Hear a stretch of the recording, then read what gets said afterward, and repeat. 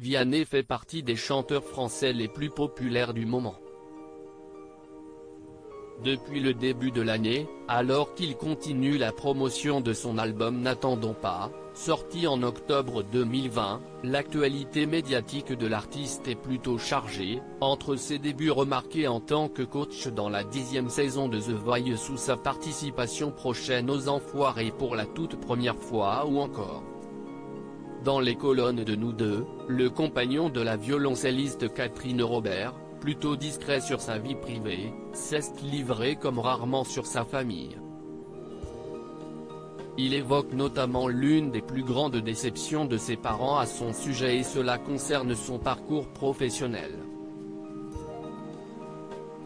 Tandis que Vianney est devenu chanteur, son père, pilote d'hélicoptère dans l'armée et sa mère, pilote d'avion avaient d'autres ambitions pour leur fils.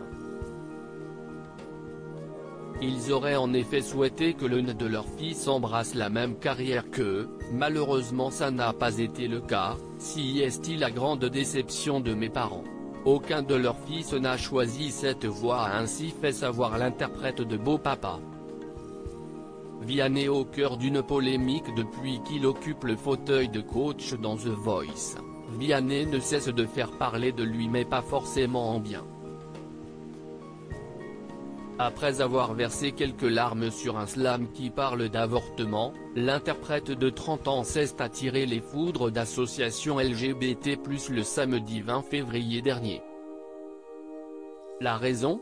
Il s'est ambiancé sur la chanson Suicide Social d'Orelsan interprétée par un candidat prénommé The Vivi, dont un passage est jugé homophobe. Vianney a surpris les téléspectateurs en chantant à tue-tête la phrase suivante, « Pour prouver que t'es pas homophobe faudra bientôt que tu suces des types ». De quoi soulever une grosse polémique à laquelle Vianney a réagi en tentant de se défendre. Certains semblent découvrir Suicide Social, chanson d'un merveilleux artiste qui dénonce les clichés de ce monde. Merci à ceux qui ont compris ce texte et mes intentions, respectueuses de tous. Un peu de hauteur rend plus heureux, et permet d'entendre mieux, a-t-il écrit sur Twitter. À noter qu'entre-temps, The Vivi, talent qui faisait partie de l'équipe de Vianney, a été exclu du programme par la production après la découverte d'anciens tweets homophobes et racistes.